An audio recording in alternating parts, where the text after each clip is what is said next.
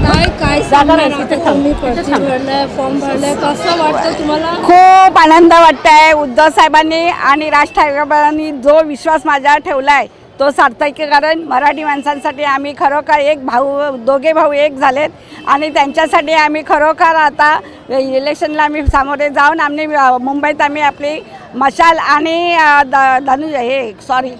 मशाल आणि इंजिन दोघंही बरोबरीने काम करणार आहोत आणि आपले मराठी माणसांच्या पाठीशी उभे राहणार आहोत.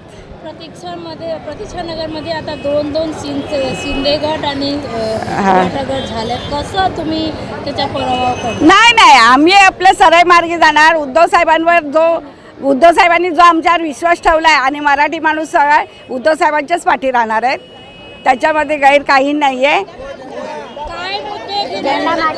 आमचा मार्केट हा मुद्दा मी पहिल्यांदा घेणार आहे, कारण आमच्या मराठी माणसांसाठी मार्केट नाही आहे. आमची एवढी 45,000ची वस्ती आहे पण आम्हाला मार्केट नाही, तर मार्केटचा मुद्दा आणि रस्ते हे प्रथमच मी घेणार आहे.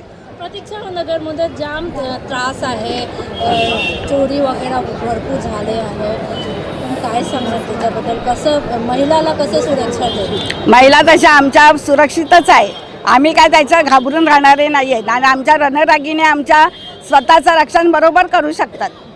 विकासाच्या कोणत्या मुद्द्यावर तुम्ही काम करणार आहात? सांगितलं ना, विकासाचा आम्हाला पहिला मार्केटचाच आमचा मुद्दा आहे, त्याच्यावरच पहिला मला काम करायचं आहे.